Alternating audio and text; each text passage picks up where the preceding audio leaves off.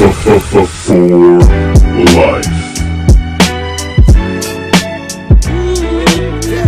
Yeah.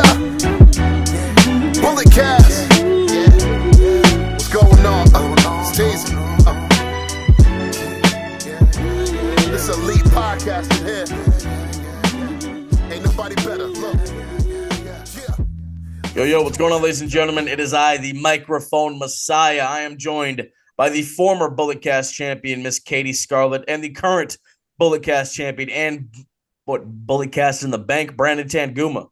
What's going on, guys? How you guys doing tonight? You guys all right? You guys good? Yeah, doing great. It's good to be back. Yes. You still showed up other than the other guy. Yeah, he said he turned over a new leaf. He's going to be here forever, never leaving. And here we are. Just nothing but a big jabroni. Anyway, Katie, how have you been? You've been gone. I've been gone, but I've had quite the busy summer. It's possibly the busiest summer I have had since before COVID.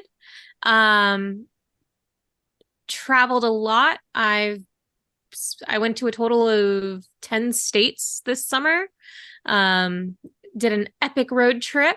Which states? Let's see. So I went to Oregon. Okay. And then in my epic road trip, I went through California, Nevada, Utah, Wyoming, Colorado, Kansas, Missouri, Illinois, and Indiana. Really? I don't think I've been to Oregon. I've been to 40 states. I at some point in my life I want to hit like all 50. Yes. Right? I don't you mentioned Wyoming and Oregon. I don't think I've ever been to those. So I drove through Wyoming and it's absolutely breathtakingly beautiful. I mean, it counts. It totally does. I was in Wyoming for a good 5-6 hours driving through, seeing the country. Oregon I've been to quite a bit. I'm usually in the Portland area or the Medford Grants Pass area. Eugene sometimes. But I have friends who live out in Oregon, so I've gone quite a bit. And the last time I was there, I stayed at this epic hotel called McMiniman's Grand Lodge in Forest Grove, Oregon. If you have the chance to go to a McMiniman's and stay, I highly suggest it. They have their own distillery, their own brewery, their own winery. All of their drinks are usually concocted with their own brand. Very good ciders, very good beers. I love their red wines. And I got to see a really good concert while I was at the Grand Lodge. They have a concert venue. They have a movie theater. I saw Indiana Jones there. They have some, it's the really cool thing about McMiniman's is the fact that they have abandoned buildings that they take and they turn into hotels and concert venues and restaurants. The Grand Lodge that I stayed in is a abandoned Masonic home. I see. It was incredible and it was haunted. McMiniman's sponsor the podcast right now. I know, right? I'm gonna name my move McMiniman's. Oh, we hit him with the McMiniman's.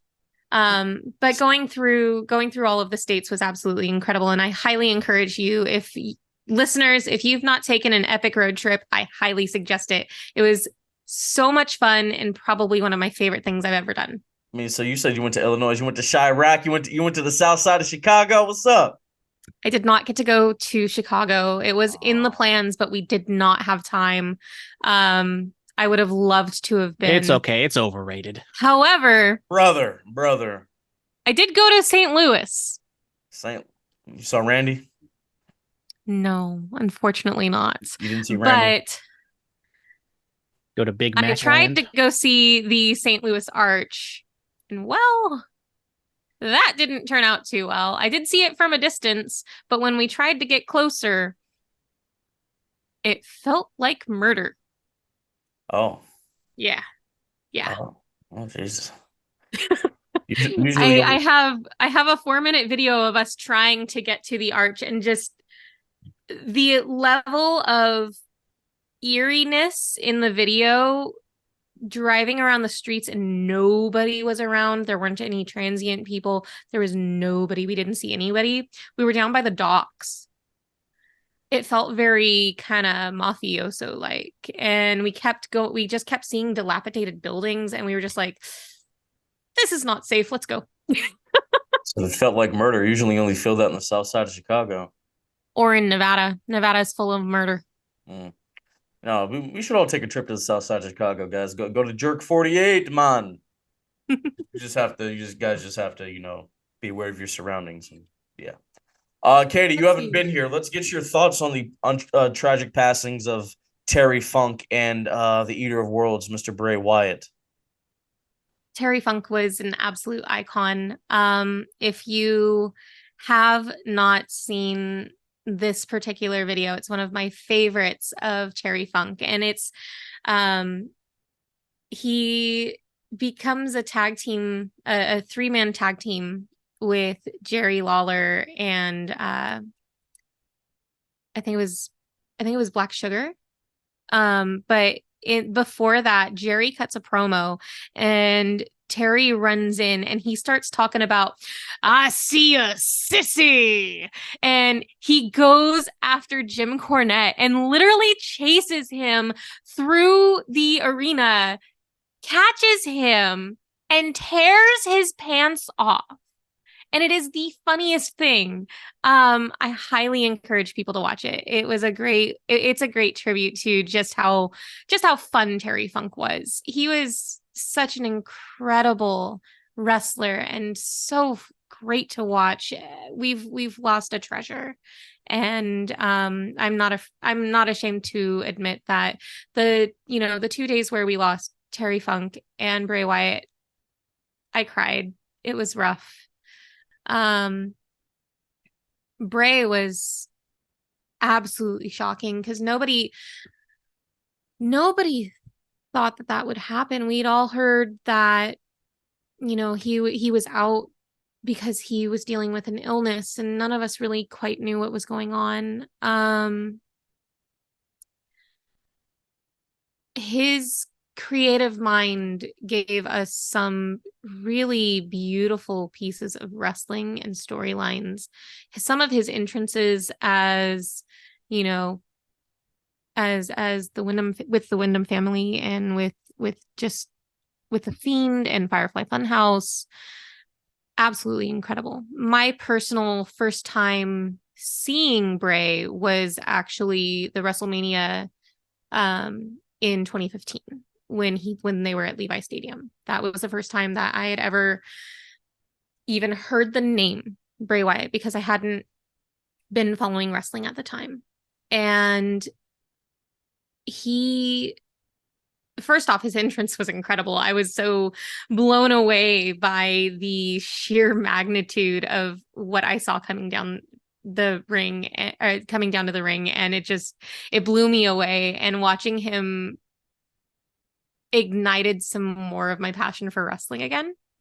And so I kind of kept tabs on it afterwards, but not so much that I was like watching the shows like I do now. And then I got back into it, and the next match I saw with him was the weird COVID era WrestleMania against John Cena. And like, didn't John Cena die in that one? The Firefly Funhouse match, which is the greatest piece of cinema I've ever seen. Yeah, it was great, man. They go through, all of Cena's career failures and the bright trunks, and even they touched on the Nikki Bella relationship and all that other stuff. Yeah, and then we didn't see John Cena again until he returned to confront Roman Reigns. So yeah, that was something. Yeah, I can't hear you. We can't hear you. It was a really odd match, but it was so much fun to watch because it was a spectacle, and that was something that you could count on with Bray. Was you would always have some sort of spectacle.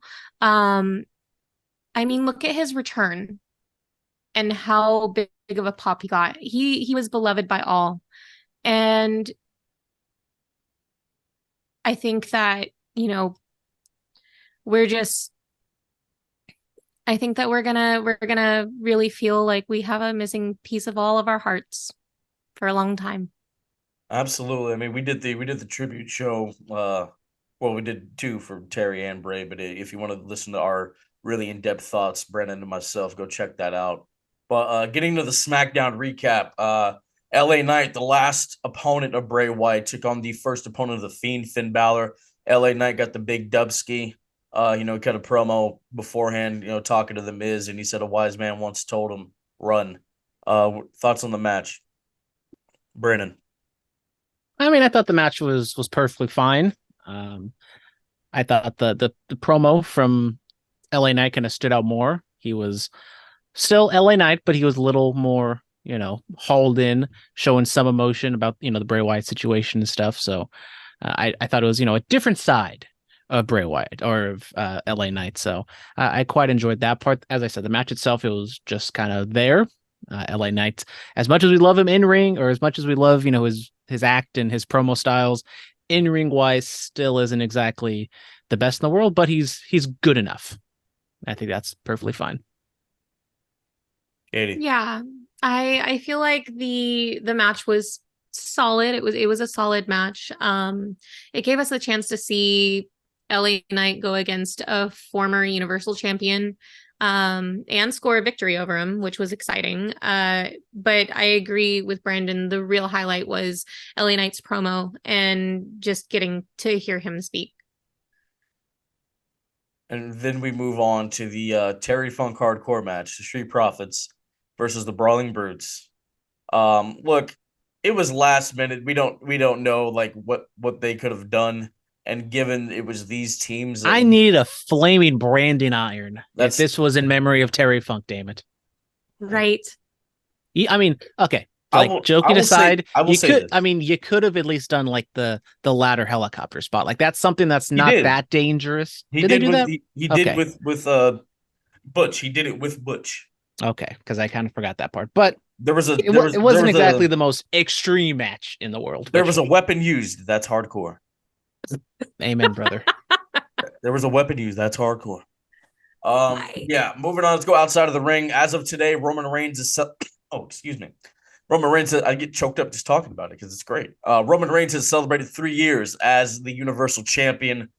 3 years ago, Brandon, when we recapped Payback, which is ironically the pay-per-view for this weekend, did you ever think Roman Reigns would be here 3 years later as the undisputed WWE Universal Heavyweight Champion? Well, I would say no, because WWE doesn't have 3-year title reigns. But usually, if you check the tape, I kept saying, turn Roman heel, it'll be great. Maybe I didn't think it was going to be as good as it has been, but I'm not the only one. Like, there was many other people that were not the biggest fans of Roman Reigns' babyface character, pushing him down our throats and trying to make him the chosen one. It just didn't work. We're like, just turn him heel. Wasn't. I didn't like him as a babyface. Love him as a heel. And then people booed the man after he announced he had cancer. Shame on you.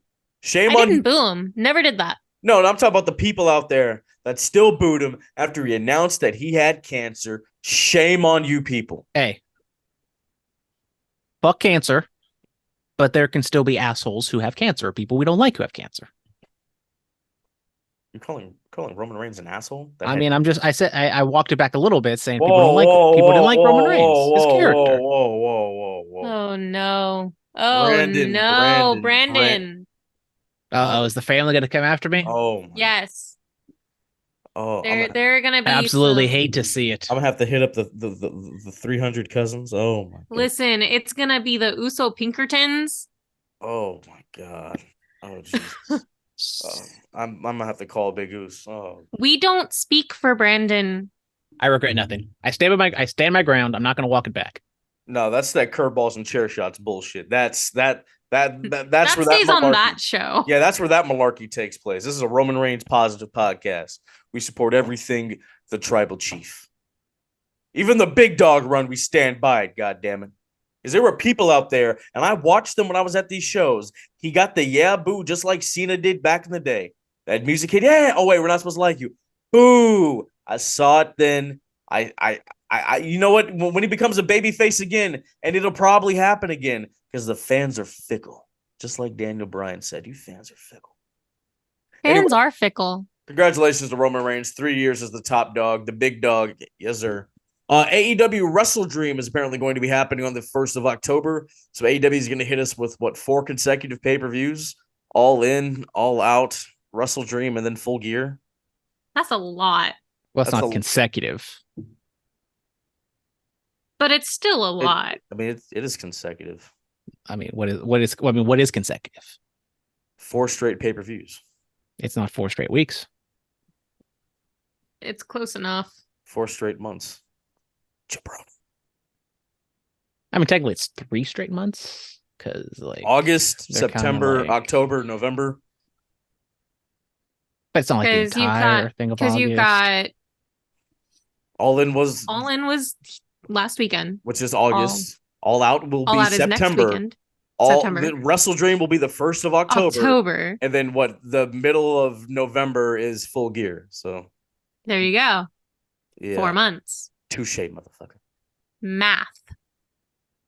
I mean, if you want to be technical, if you start from when All In started to when Full Gear happened. All right, we're done with that. Anyway, hey, I'm trying to make your point here that there's way too many pay-per-views going on because they're being greedy, hungry, jabronis. I'll use Phillip's terminology. Try not to cuss in the podcast because it says no profanity, even though you've already dropped an F-bomb. Yeah. Because I degraded cancer. I mean, come on. Am I allowed to do that? If there's one thing that you're allowed to degrade, it's cancer. Okay, thank you. But yeah, we've heard rumblings of AEW doing more pay-per-views, and I mean, we're seeing it right here in the flesh. And yeah, this because this All Out card is not looking hot. It's not looking hot at all. They're gonna need to pull out something big for this Wrestle Dream. And it's trying to honor Antonio Inoki and all that. They gotta do some big stuff. Big. I would presume there's going to be a lot of New Japan influence, so it's going to be like a Forbidden Door Light. Forbidden Door Jace. Yeah, something like that. But if you do a Forbidden Door Light, you already had one, and then you are probably saving some sort of matches for the next Forbidden Door. Or just give politics involved. Just give us the storylines we actually want in AEW. Well, you can't do that when people are getting into little fights backstage. Yeah, we're gonna talk about all that. Jerry the King Lawler returns in front of Memphis months after having his stroke, rocking the gray beard. The King looks good, so I'm glad he's doing well. We've lost too many legends. We don't need to lose anymore. Glad the King is doing all right.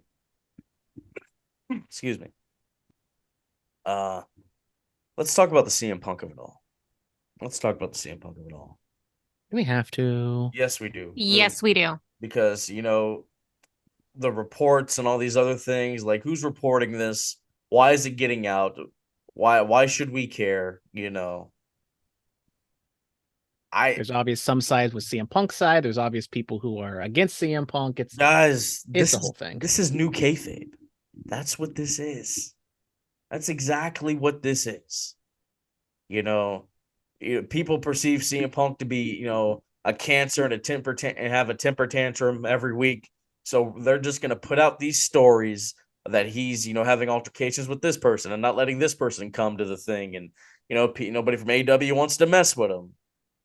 This is all new kayfabe. That's all this is. That's what I believe this is now. This is the new way of doing things.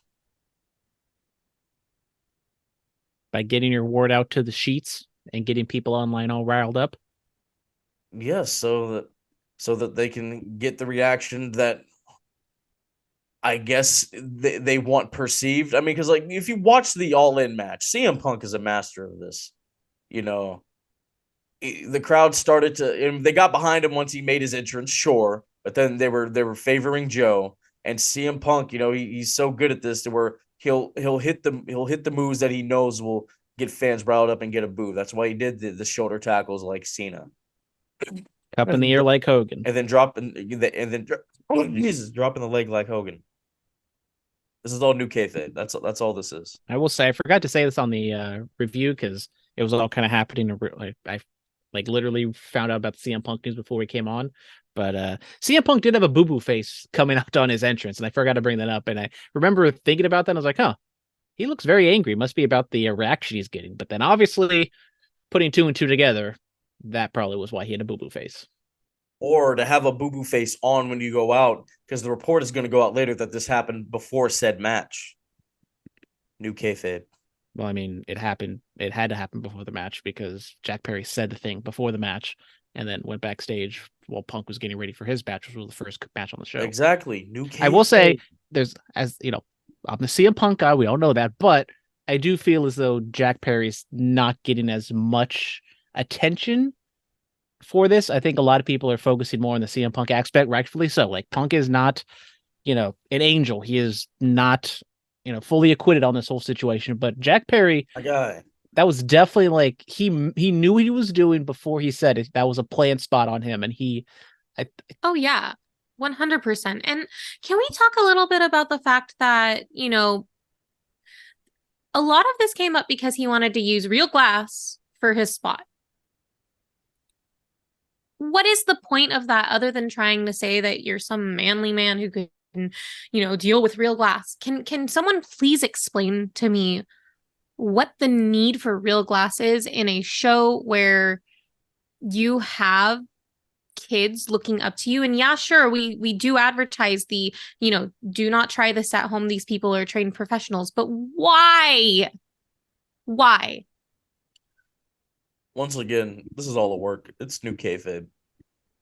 We shouldn't look this far into it. That's how I feel. So you're telling me that AEW is kayfabing us all by having their biggest star not be on one of their biggest shows in his hometown. Makes complete sense. Yes. Yep. Yes. Cool. So it's all fake, according to Phillip. It's new kayfabe. Okay. Got it. Makes I'll be honest with you. I disagree with you, Phil. No wonder All Out is probably going to draw the lowest buy rate in company history. I don't think this is real. I really don't. I mean, I think it's ridiculous for them to not have CM Punk on a pay-per-view in his hometown. That's ridiculous. A week after another pay-per-view when you need to have all hands on deck to try to get as much juice out of that. Okay, then what story is exactly he going to tell then? A week later. I mean, there was something brewing with Ricky Starks, and they changed. Yeah. They made it a fact that his suspension was from 30 to 28, and I think that meant he could have wrestled it all out. So I think it's supposed to be Ricky Starks and CM Punk. There were no seeds of that. There was tons of seeds of that. The reason Ricky Starks turned heel was in a CM Punk match. Mm-hmm. I mean, sure, he was doing his thing with Joe, but I saw no inklings of them ever going back to that.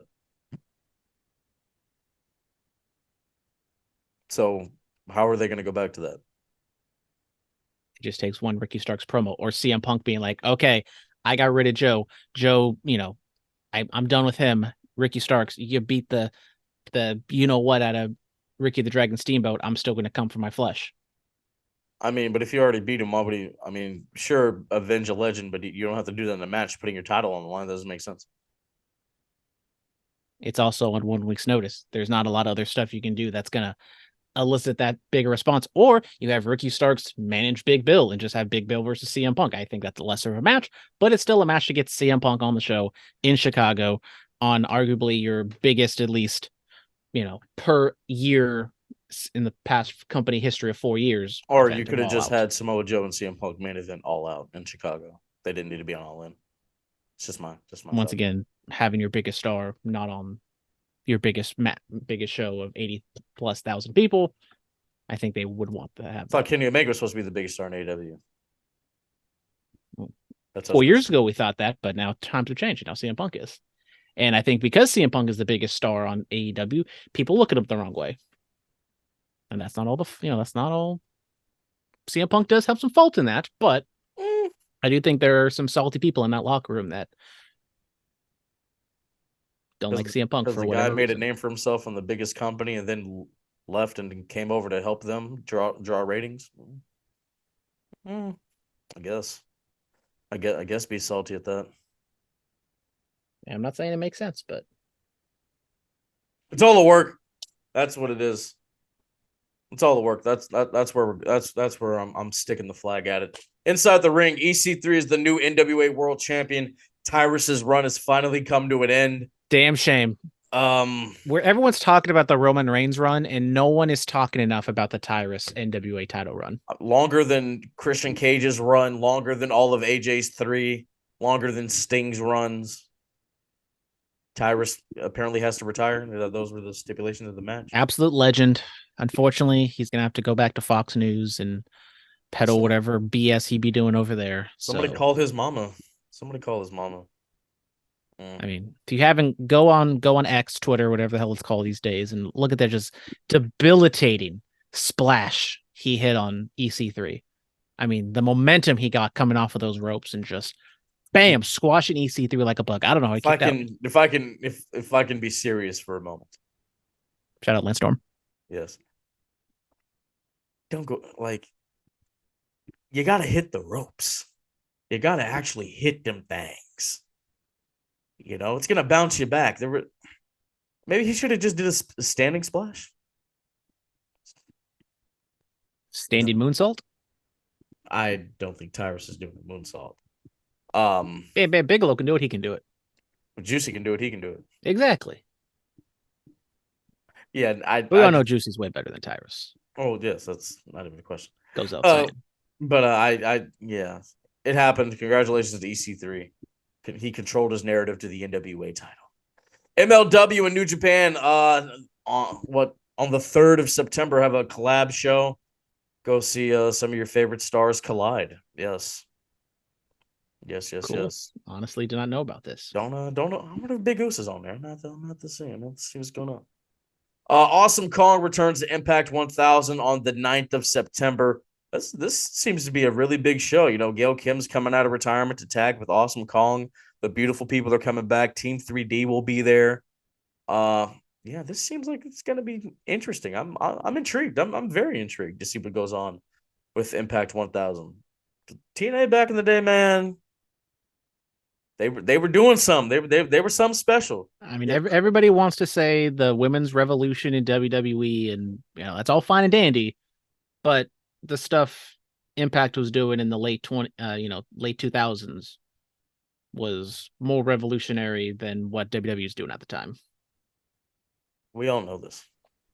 I mean, there's a lot of people on the Twitter machine that just think WWE. Stephanie McMahon created women's wrestling. Nobody's ever said that. I'm pretty sure that people have said it.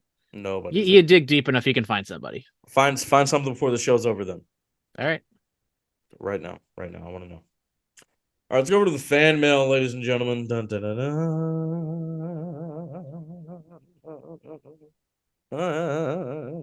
Oh, here it is. Okay, I got it. I found it.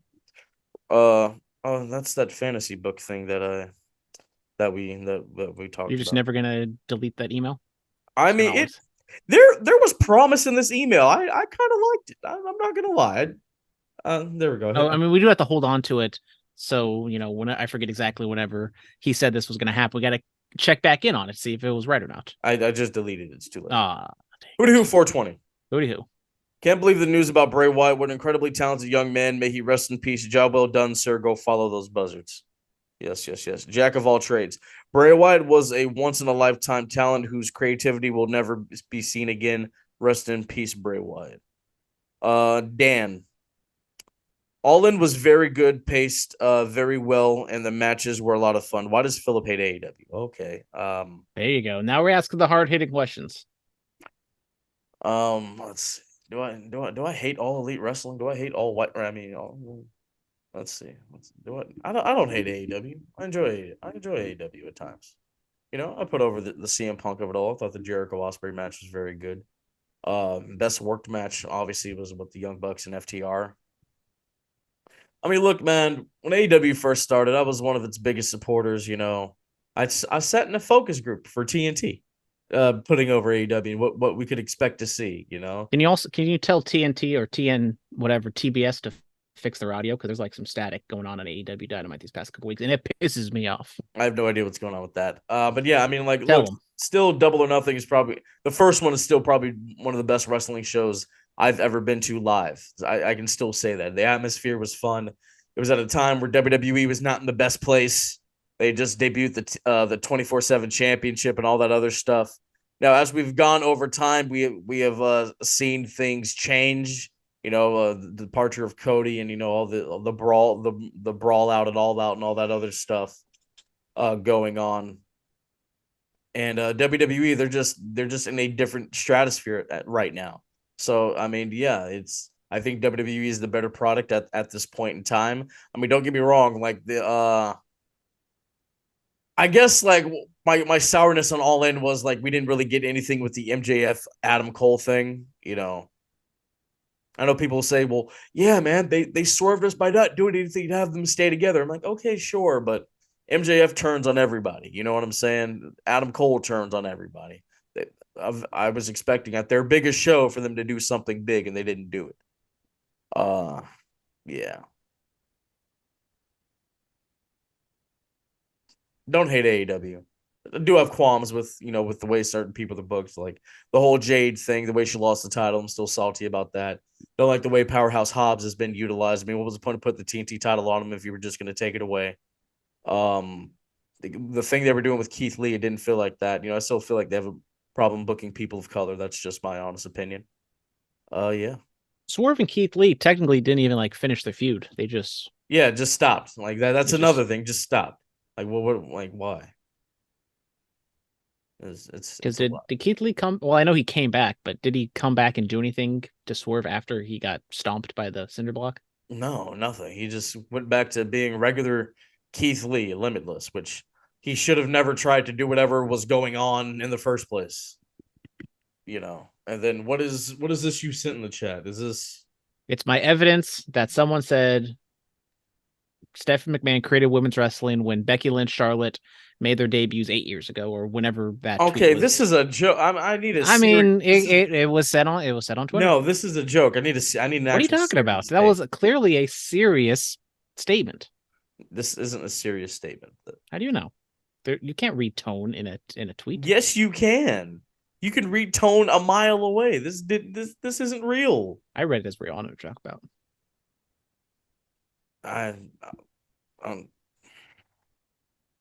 That's why you're still here. Because I gotta carry you through these moments. Yeah. Anyways, Phillip, why do you hate AEW so much? Did I not just explain all the stuff right now? Don't hate it. Just have qualms with the things that are. You don't hate it. You're just disappointed. Yes. You're like you're the father of AEW. I didn't say all that. You're the concerned uncle of AEW. The honeymoon phase ended a long time ago for me. Apparently, some people are still in it, which is good. We shouldn't be in a honeymoon phase. The company is 4 years old at this point. I mean, Katie, you're actually married. How long does the honeymoon phase last? We can't hear you. It never goes away. I've always been in the honeymoon phase with my honey. Exactly. Right on. For life. Salute. Brother. Salute. However, I will say, I'm honestly not quite sure what honeymoon phase you guys are talking about with AEW because I've never seen one. They came out hard, fast, and strong, but things started to dwindle. Yes. And that's exactly the point. It was nice in the beginning, but eventually it's tapering. And I really feel like Collision is probably the best thing they have going right now. It is. It is the best thing that they do have going on right now. Collision is good. I enjoy it. Before we get to the Payback predictions, we didn't talk about it at the top of the card. Ref Gill did an interview with him. It finally dropped. What are your thoughts, Brandon? What are your thoughts? Yeah, I thought it was a good interview. Short, sweet, to the point. I believe I was there for the first one. So fast forward 1 year, Ref Gill, 1 year older, 1 year wiser, getting more work. Talked about it, doing more stuff with West Coast. How many Modelo's can he drink in one sitting? All of them, of course. No, he said a number. No, he said all of them. He said a number. No, he said all of them.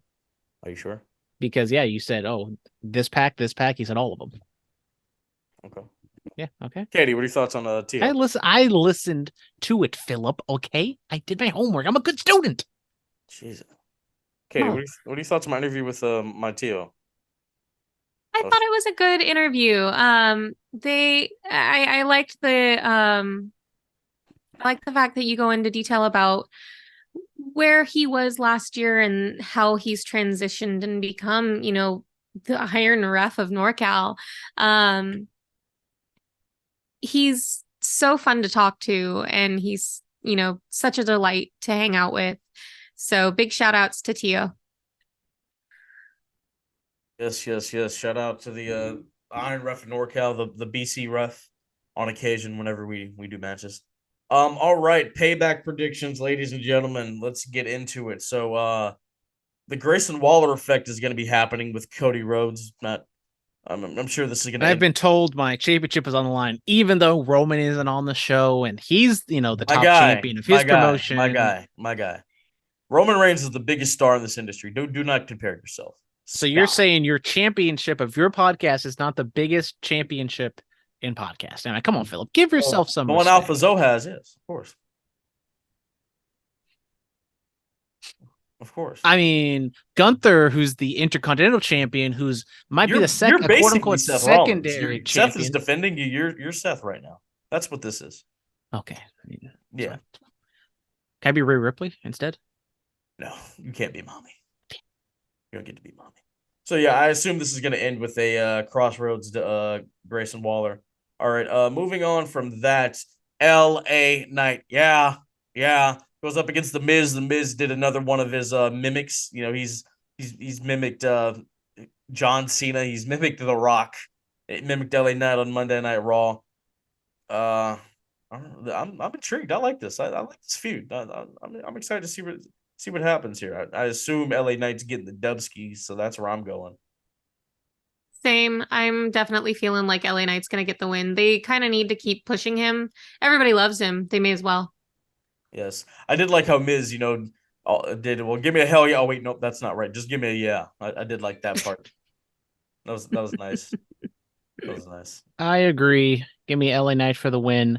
They're kind of going the Daniel Bryan route with LA Knight, both kind of, degrading him and saying all of his negative stuff and then having the Miz just absolutely murder him on the microphone, which kind of worked out with Daniel Bryan. It wasn't exactly a perfect process, but maybe it works out for LA Knight too. Yeah. All right. Kevin Owens and Sami Zayn, the undisputed tag champs, defend against Finn Balor and Damian Priest in a Steel City street fight. This is going to be something. It's going to be chaos. I feel like it's going to be used as a way to continue sowing friction between Damian Priest and Finn Balor.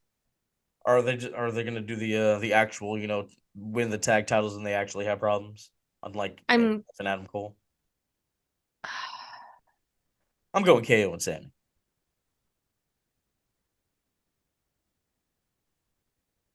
I think I'm going to go Judgment Day. Okay.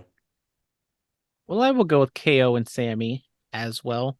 Finn and Damian lose, but maybe at the end of the night, Damian Priest is a complete loser. Well, we shall see.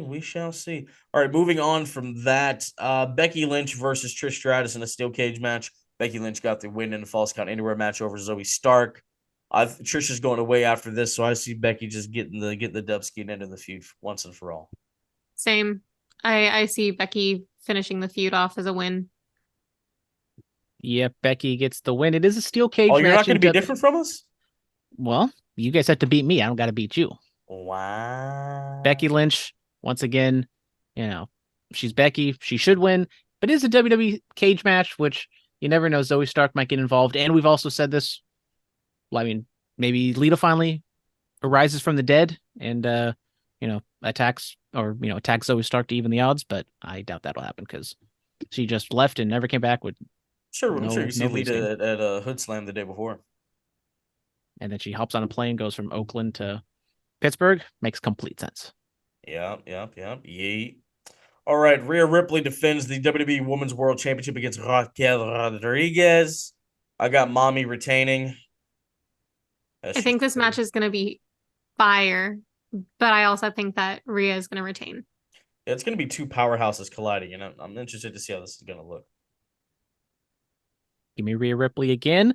Wouldn't be shocked if we get like a smallish finish, maybe like a double countout or a DQ, which I could go on 11 and say Raquel wins via DQ, but I'm not going to do that. You guys can do it if you want. I'll give you that out. But I'm going to go with Rhea Ripley. I just thought of something. How about we spice up this weekend? Nah, I don't like spice. No, how about, no spice. How about, no spice. How about for All Out, the Bullet Cast and the bank is on the line? How about that? How about we spice all of this up?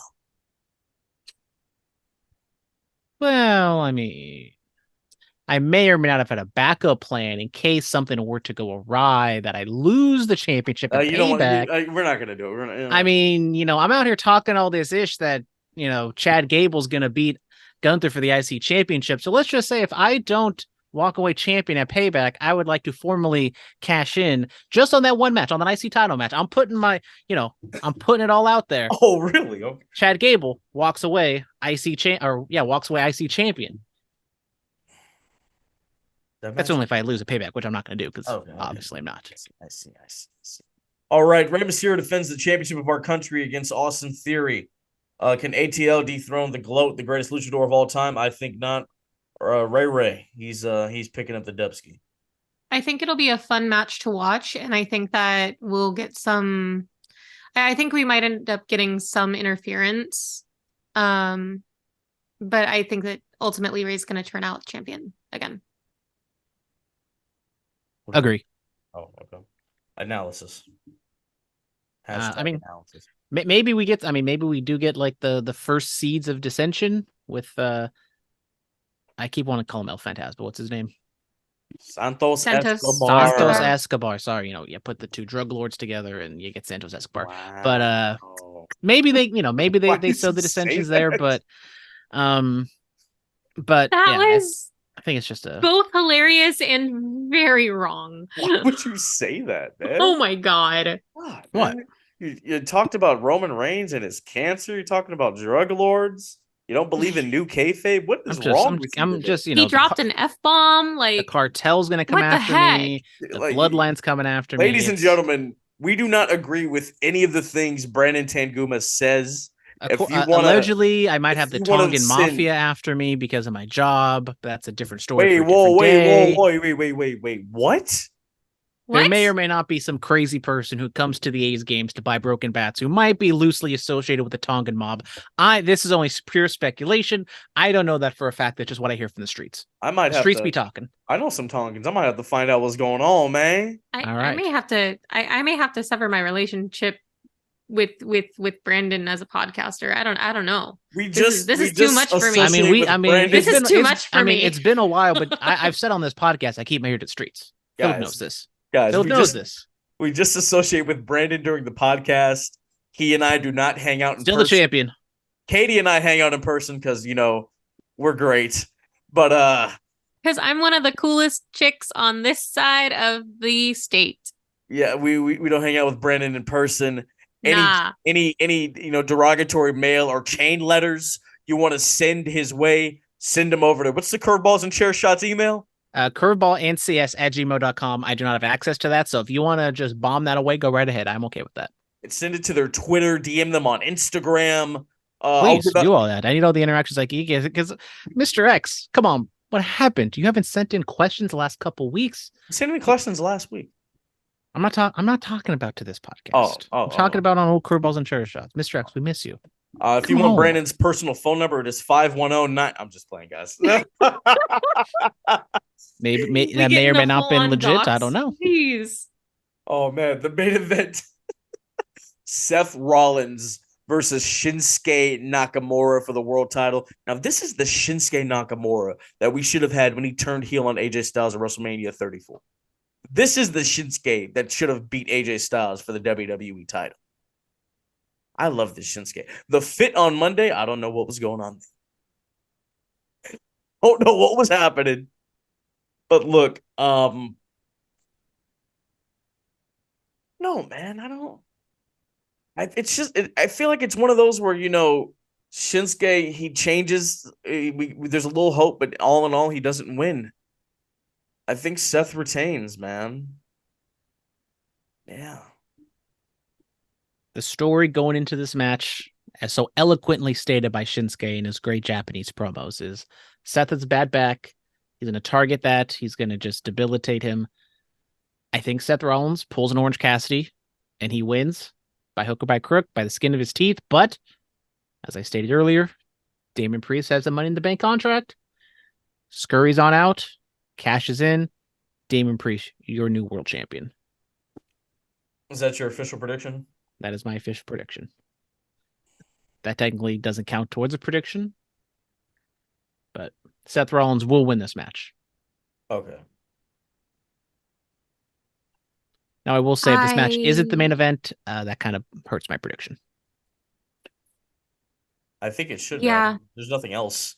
I don't see why it wouldn't be the main event. I feel like it's the. This is I feel like raw heavy card. it is extremely raw heavy, but I agree. Seth is going to win the match by the skin of his teeth. He's going to get injured. They're going to keep playing on, Shinsuke coming back with a fury. And I think it's going to propel Shinsuke into a bigger part of the weekly series. Yes. Given that Damian Priest still has the Money in the Bank contract, I think that he could try to cash in, but I also feel like they are still trying to sow seeds of dissension in between Finn and Damian. And I think that there's a possibility that if he goes out and tries to cash in, that something will happen and they'll fumble again. I think Seth walks out as champion that night. Yes. I mean, I do believe eventually Damian will cash in successfully, and then he'll be like, well, I did something you couldn't. I'm actually the world champion. And then that's when, he and Finn really break off. And maybe Damian. I could see Damian Priest being Actually, I could see Finn Balor beating Damian Priest for the world title. I could see that happening some point down the line. Yeah. Because I'm looking at this card. There are what? 1, 2, 3. You do have to remember the Bray Wyatt SmackDown kind of threw a wrench for everything. Yes. So maybe they were supposed to plan something that didn't happen last week. I know, Jimmy was supposed to show up, but I don't think we're going to get a Jimmy J match on this card or a solo J Jimmy match on this card. So it was like no bloodline, which is kind of strange. Yeah. It is odd. There are 6 matches on this card. One is traditional SmackDown, the U.S. title match, and then interpromotional Raw versus SmackDown with LA Knight versus The Miz. So this is very interesting. I do like it. Moving on, we're not going to do the title's not on the line for All Out, but we are going to give you predictions anyway. But maybe you guys, if I walk away Payback, you guys can fight over the Money in the Bank briefcase. I'll let you guys have it. No, that's the kind of guy I am. We're not doing it. Oh, I forgot. It wasn't Phillip's original idea, so we can't do it. Anyway, all out predictions. Here we go. We'll just rile them off. Bullet Club Gold versus the Young Bucks and FTR. Give it to Bullet Club Gold. Why not? Let them get a nice win. I feel like they need it. I'm calling FTR and the Young Bucks. Could be on the verge of another Young Bucks heel turn. They did a little promo backstage where FTR questioned the Young Bucks, and this is how this whole match kind of started. And the Young Bucks didn't really give like a great answer. They just said they're like in the heat of the moment. So maybe we do get a Young Bucks full-blown heel turn, but I think I go with Bullet Club Gold to get the win. I kind of hesitate because, you have one of the ass boys who's just an easy, or even Juice is an easy fall guy, but you can have them win, set up, either tag team to face FTR for those championships. Ass boys. Yeah. Miro versus Powerhouse Hobbs. Who needs it more? That's the real question. This is the match of the night that I'm most excited for. Yes. Because it's big meaty men slapping meat. Yes, it is. I'll go Powerhouse Hobbs. That's my dog. That's my boy. BC interview alumni. You know, Luckily, Miro didn't get suspended for just that absolute heinous altercation fist fight he got with CM Punk backstage. because that totally happened. Allegedly. Yeah. I'm going with Miro. I love Powerhouse Hobbs. He's one of my faves, but I feel like it's going to be a win for Miro with ref stoppage because he's going to lock Powerhouse Hobbs into a game over submission hold. I really think that's what's going to happen. Powerhouse Hobbs loses this. This will just be another one of my qualms with AEW. I will go with Miro as well. I could also see them maybe doing some sort of double DQ, double count out or something or another where they kind of cancel each other out. I could see a double DQ. Yeah. But if I have to pick one, I'd probably go with Miro just based on just full talented upside. But Miro has come back and he hasn't really done much. Like he's cut some weird anti-God promos now, and I don't know what any of that stuff means. We see Miro go up against CM Punk for the real world title. That'd be interesting. I'd love to see CM that. Punk is even a part of the company. He's still a part of the company. Tony Khan doesn't actually enforce rules there. Like, come on, we know this. No. We know this. No, the inmates run the asylum there. We all know this. Truth. But yeah, Eddie Kingston and Shibata going up against BCC members Claudio Castagnoli and Wheeler Yuta. Give the BCC the win here. They're an actual cohesive unit. Let them get the dubski. I just love Eddie Kingston, so I'm going for him. Eddie Kingston's great. I mean, that photo at after All In, he's just bloodied. I think that was a dope shot. Shout out Mark Johnson, man. He's one of my favorite wrestlers on AEW. I think it's him, CM Punk, Miro, and Powerhouse are my top. Eddie Kingston is one of those wrestlers that actually breathes that intensity that you like, that realism that you like to see. Mm-hmm. Brandon, instead of doing funny haha backstage videos with a crocodile and Outback Steakhouse. Brandon, who's winning this match? Oh, sorry. I'm gonna go with Eddie Kingston and Shibata. Wheeler Yuta's there. He seems like he loses all of his matches, so or maybe even Eddie Kingston gets a win on Claudio, which it seems like they're setting up an ROH title match eventually. Well, they did that already, and Eddie Kingston lost. No, Eddie Kingston will forever be salty towards Claudio. Oh yeah, dude. Gonna never let it go. Well, I mean, yeah, we know. If you know the story, then it's funny all these years later still. Ring of Honor World Television title, the King of Television, Samoa Joe goes up against Shane Taylor. I'm a fan of Shane Taylor, but I think Samoa Joe needs a win after losing at Wembley. So Samoa Joe. Samoa Joe. They just randomly threw a Shane Taylor promo on Dynamite and was like, here you go. This is going to be Samoa Joe's match. Yeah, tune into All Out. Pay $50 for this.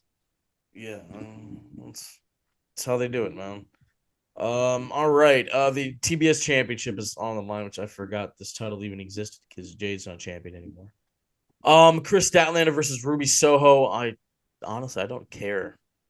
No, neither do I. Statlander, sure. Soho. Let's go for it. I'll go with Statlander. We had Ruby Soho on the show and Toni Storm doing a promo, yet your newly crowned women's champion who won in her home country, I didn't think she was on the show at all today. Ruby Soho. Remember the one time I sang her theme song? That was a good time. That was a good show. Remember we met the guy who sings that song in the elevator? Good times. Yes, and we met some other guy. We met his friend Phil. That's apparently stirring up all this controversy backstage. Yes. I don't know. That guy in the elevator would never hurt a fly. I know that he was so nice to us. That's why I don't believe this. Yeah. He told us to have a great time, enjoy our night. I don't believe this. Listen, all the drama, I'm on CM Punk's side, so. Us Phils must stick together. All right, moving on. This is probably the only match that actually has some juice to it on the card. Kenny Omega versus Konosuke Takeshita. This should be a really good match. Obviously, Kenny. kind of weird that they, set this match up with like a roll up, and then once again, Takeshita, quote unquote, cut a promo. They had a little thing with him and Don Callis backstage. Kenny didn't do anything. I think you give Takeshita another win, and you continue this going forward, and Kenny can, really be angry or really want to seek revenge. So I think Takeshita gets another win here. Push it to Wrestle Dream? Maybe. No, I think that's too much. Katie. Or Arthur Ashe. That's the kind of their next big show. Oh yeah, Arthur Ashe. Yeah, that's a nice blow off. Don't care. Kenny. Damn. All right. ROH tag titles. MJF. I need an email next week on people asking, why does Katie hate AEW now? I don't hate AEW. I just am not as enthused with the product, except for Collision. Collision is my favorite. I love Collision. Collision is great, man. Collision is fun. It's an easy watch. Colliders, stand up. It also feels like it's being run properly. Yeah, man. I mean, it's because Christopher Daniels isn't backstage and Matt Hardy's not backstage. We just get a drama-free TV. We get a Collision only pay-per-view. Can Wrestle Dream be Collision only? Oh, that'd be so good. I'd pay $50 for that. I would too. If it was all Collision, I would pay $50 for a pay-per-view. I think we should do that. Yeah. So Adam Cole versus and MJF versus to be announced. We don't know, so I'm just gonna go for MJF and Adam Cole. Champions retain. Brandon official. They're setting this up on a battle royal on Rampage. Jesus. And the team you want to see them wrestle, the Kingdom, I've checked multiple times. I do not think they're in that battle royal, so I'm just gonna go with MJF and Adam Cole. And Kyle O'Reilly just come back, and it's Roddy and Kyle. Can we just do that? Can we do that? Well, Roddy said he's gonna enter the title tournament and he's gonna dethrone MJF. I mean, when Hell Freeze is over, maybe, but I don't think that's gonna happen. I miss Roddy Strong when he was just a machine in NXT. In the tag team division with the Undisputed Era, that Roddy Strong. He's just a whiny little baby in a that boy was special. Neck brace. That boy was special. The international title, Orange Cassidy defends against Jon Moxley. Jon Moxley, why not? I vote Jon Moxley. You know what? Since the title's not on the line, I'll say screw it. Orange Cassidy gets the win. I was like, who cares about this match? But I thought like the last couple of minutes, Orange Cassidy actually cut a real promo, and Moxley came out and they went face to face, and it showed good intensity. Honestly, I would not be shocked if this is the actual main event of the pay-per-view. And then AEW TNT title, Luchasaurus, who is actually the TNT champion. Christian Cage is the champion. Christian Cage is the champion. Guys, we officially. Like, I would love Christian Cage to actually be the champion. I would love. I need Luchasaurus to just relinquish. What do you mean you would love it if he is the champion? Luchasaurus is just his backup. He's the muscle man behind the mastermind. Luchasaurus versus Darby Allin for the TNT title. Luchasaurus. Now, Christian Cage, what are we talking about? Christian Cage.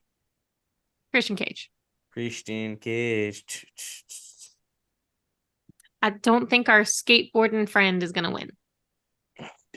Yeah, we'll give it to Luchasaurus or Christian Cage or whoever is wrestling in this match. It's Christian Cage.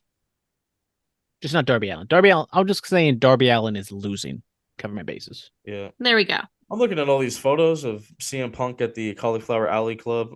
How could this guy be stirring up drama? I mean, look at him. Isn't he so cute? That's the thing. He's not stirring up the drama. He is the victim of the drama. In my opinion, he's doing. Jesus Christ. Call it call it new kayfabe, call it real. I don't care. I'm going to talk about it. The fact that people are going after CM Punk for trying to book his wrestling, book this wrestling promotion in a way that is professional, because he doesn't want Jack Perry to use real glass in a promo because people could get hurt. I'm sorry. I think that that's the right call. And if Jack Perry has issues, then maybe he should take a look at himself and try to understand why exactly he feels that he needs to use real glass to get the attention. Boom. Up to maybe he should just go to GCW and do death matches. Exactly. If you want to do real glass on TV and you want to get that attention, maybe you should go to indies that do death matches and do that. Because clearly, like, does he not get that even though it's advertised that, you know, you should not interpret, like, you shouldn't try this at home. That's always advertised. But does he not get that people are going to do it anyway? Yeah. People who are untrained? That's not good. Like, it makes me so mad. Sugar glass would have worked just as fine, brother. Like, yes, it would. Yes, it would. Like, jeez. And maybe you shouldn't poke the bear when that bear is easily agitated and does not let things go, and you know that bear is going to be within your vicinity in the next 5 to 10 minutes. If you listened to Jim Cornette's take on this, I am 100% aligned with what he had to say. Someone agrees on this podcast with Jim Cornette? Oh, Jesus. Just saying. You remember when Jim Cornette got kicked off at NWA for making like racial remarks, like comparing a what did he say? What did he compare? Said Ethiopian or something African about an African American performer. Then that's how he got kicked off the commentary. You guys remember that? No clue, but no, I don't remember that. Never forget those New Jack interviews back at Smoky Mountain. Shout out OJ. That's 2 less we got to worry about. Yes. All right, ladies and gentlemen, wrestling going on in the Bay Area at Drake's Brewing and Drake's Brewery Company in San Leandro. Puppet Wars is going on. Eddie Cuervo versus Truex versus Big Fonz versus the man with the plan, Brian Kendrick. You know, see stars like Chupacabra, Stoner Brothers, Anton Voorhees, Dave Wasted, Big Rob Hands, Honor Society, Jekyll's, Guadalupe, Marcus Lewis makes his return to the ring after suffering a tragic injury a year ago this week. And then, of course, Boyce LeGrand defends the Dynamite Division title and more. You don't want to miss that. Where do the puppets come in? You have to be there to find out. Oh, the puppet strings have been cut, Brandon. Oh, okay. This is where they walk free and they go crazy. Story. You have to be there to find out. You have to be there to find out. Yes, and then next couple weeks in the Bay, it's going on. Agua to Live and Die and SJ on the 9th. So excited for that. Yes. Solano Street Fair in Berkeley. Oasis is putting on some matches there. West Coast Pro Student Showcase on the 13th. It is a free event, just RSVP. Go to West Coast Pro's email for that. It's on their page, Instagram, Twitter, etc. And then, of course, the biggest end of party summer, Big Toko's Kickback 2. I mean, dog collar match, Surza versus Cliff Hendricks. You got Alpha Zoe versus Alonzo Alvarez. Heel Liz is coming up from SoCal to host. And then, oh my God, SGC Second Gear Crew versus the South Pacific Savages. Big Toko's Kickback 2. On Saturday will be a year since the original. Look how far we've come. That was the birth of an oasis. I can't believe where we are. I'm excited. Thank you guys so much. Be safe and stay dangerous. This elite podcast in here. Ain't nobody better. Look. Yeah. Listen to us every time we live in the side. When you turn it on, it's just defining the mind. If you feel it, our opinions is great. When everything we moving now in the state, turn us on. If the feeling is right, every opinion now comes from the heart. No time we move